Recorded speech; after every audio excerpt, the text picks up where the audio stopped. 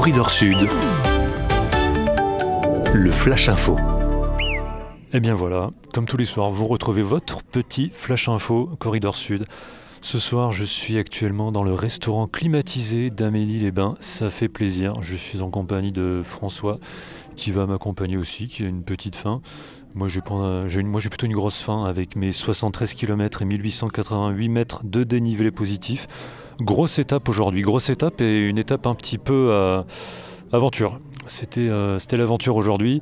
J'emmenais pas large, hein. Parfois sur les sentiers, j'ai fait pas mal de massifs forestiers, des pistes DFCI très chaotiques. J'ai poussé le vélo énormément en montée.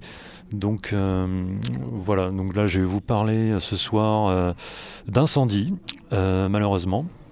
Très désolant d'assister à ça, de voir ça sur le parcours. Et je vais vous parler de pneumatiques, hein. Une fois n'est pas coutume, encore un petit souci sur le vélo au niveau du pneumatique arrière.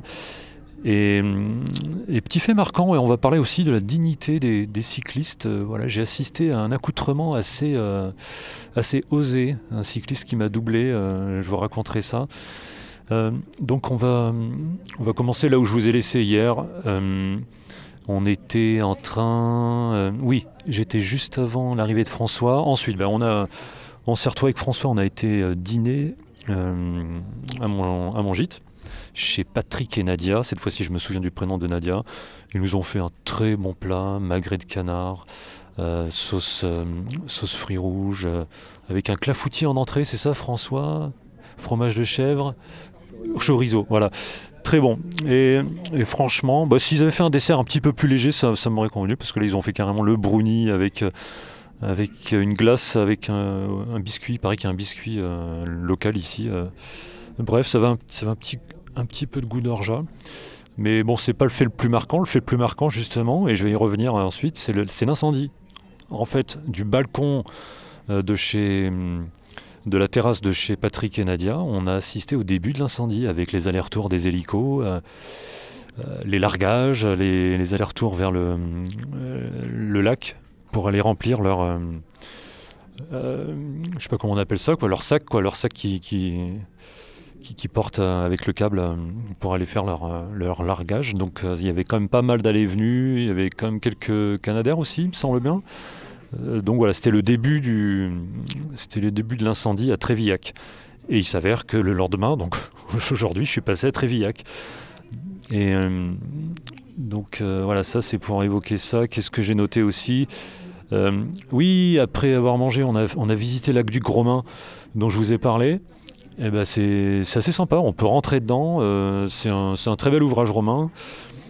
Et ça faisait du bien, ça nous a fait une petite marche digestive après manger. Puis François m'a ensuite raccompagné chez Patrick et Nadia, dont j'ai passé une nuit horrible d'ailleurs. Bonsoir. Voilà, les boissons arrivent. Voilà. Et ensuite, que dire ? Oui, la nuit a été horrible.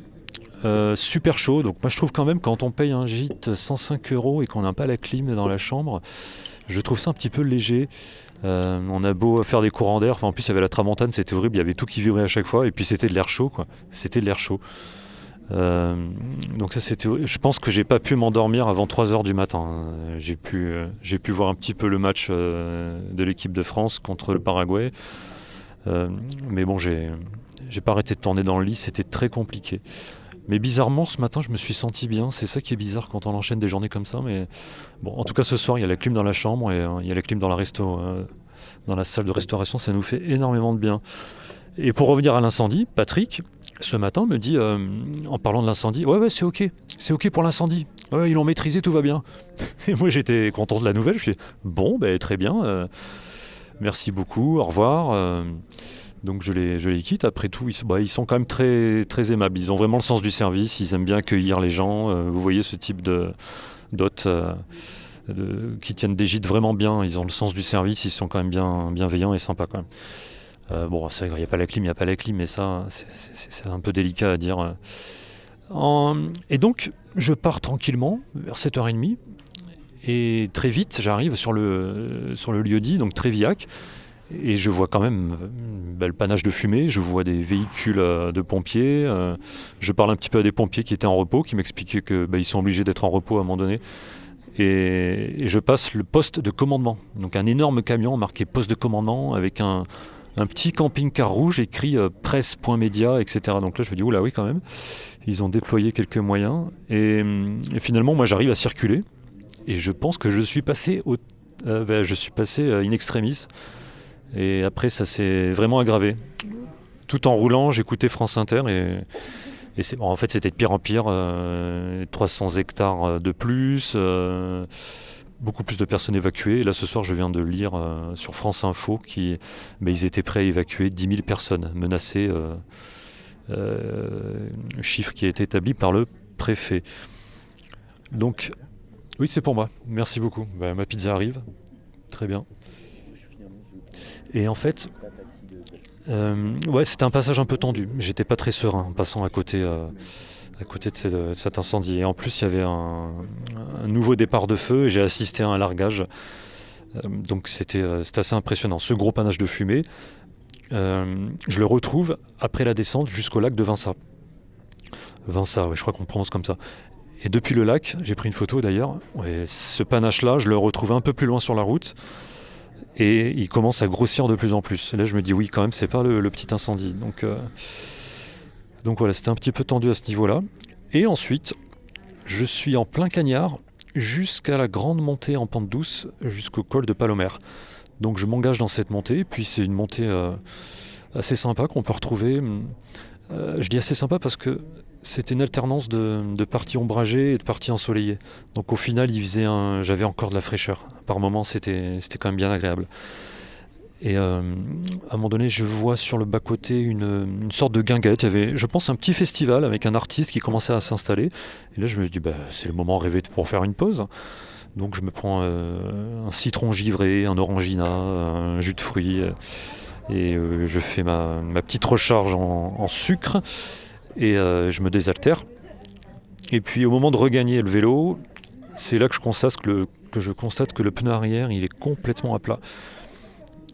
Et là je me dis allez, c'est reparti, on va essayer de le regonfler pour voir ce que ça donne. Si j'ai quand même pu faire 15 km en plus. Et après ça n'a pas tenu. Donc je vous la fais courte, j'arrive au col de Palomère. Et là, je pense que je suis assez content, parce que je me dis, après le col, il y a quoi ? Il y a la descente. Et en fait, pas du tout. J'avais oublié que sur mon itinéraire, que je m'étais tracé, je remonte encore une piste DFCI qui va s'avérer complètement chaotique. Donc mon vélo a pu passer. Après une sieste, je me suis quand même posé, pique-niquer, je me suis fait une sieste de 20 minutes, j'ai regonflé le pneu arrière. Il n'a pas tenu, je me suis arrêté un peu plus loin. Heureusement, François m'avait offert en plus du petit kit de rustine une bombe anti-crevaison. Et cette bombe anti-crevaison, elle m'a sauvé et elle a pu m'assurer à la fin de l'étape. Sinon, j'étais un petit peu mal. Je serais arrivé peut-être à 22h en marchant. Donc ça s'est quand même bien terminé. Et j'ai quand même poussé pas mal le vélo.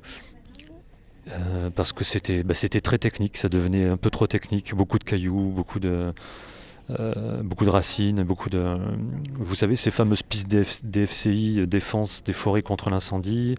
Au début, elles sont bitumées quand on quitte la commune, et puis au fur et à mesure qu'on s'enfonce dans le massif, ça devient complètement chaotique. Donc quand ça montait, je poussais le vélo, parce que je pouvais pas pédaler à ce moment-là, c'était un peu trop raide. Et quand ça a commencé à descendre, je me suis mis sur le vélo, je me suis dit on va en profiter de la descente, mais il fallait pas que ça s'emballe, il fallait rester très vigilant sur le pilotage, il fallait éviter les gros cailloux. Donc c'était pas de tout repos, avec en plus de ça, un air mais sec, très sec. Aujourd'hui il y avait un taux d'hygrométrie, je crois de 12%, enfin je crois que c'est très peu. D'où le problème avec l'incendie, avec cette tramontane qui a dû attiser cet incendie pour l'empirer. Et donc voilà l'ambiance de la journée. Autant vous dire que j'ai bien apprécié l'arrivée et la descente, parce que j'ai quand même retrouvé le bitume. Mon vélo a tenu, le pneu arrière a tenu, Et j'ai pu retrouver François à l'hôtel. Et avant ça, je me suis fait une buvette d'un accrobranche. Et puis surtout, je me suis baigné dans une rivière. Donc là, c'était formidable, un bon rafraîchissement. Voilà, voilà. Je vais vous laisser là-dessus, parce que sinon ma pizza va refroidir. Et puis je vous dis à demain. Demain, dernière étape en vélo du prologue. Et après ça, je serai tranquille. Demain, c'est du plat. Il n'y aura pas de mauvaise surprise a priori. Et en plus, je viens de réparer l'ancienne chambre à air. Je viens de lui mettre une rustine. Donc ça me fait un plan B pour demain si la bombe anti-crevaison n'a pas tenu. Voilà. Et parallèlement à ça, je vais commander un pneu neuf. Parce que le pneu arrière, il est complètement lisse et il est trop sensible aux petits... voilà, aux petites épines, aux petits trucs qu'on peut rencontrer sur des sentiers. Donc j'en profitais pour commander ce pneu arrière que je vais retrouver un mois plus tard à mon hôtel de la dépose du vélo. Voilà, vous savez tout. Sur ce, je vous souhaite une bonne soirée et à demain. Demain, je serai donc à Bagnoul-sur-Mer, la fin du GR10 pour la dépose du vélo.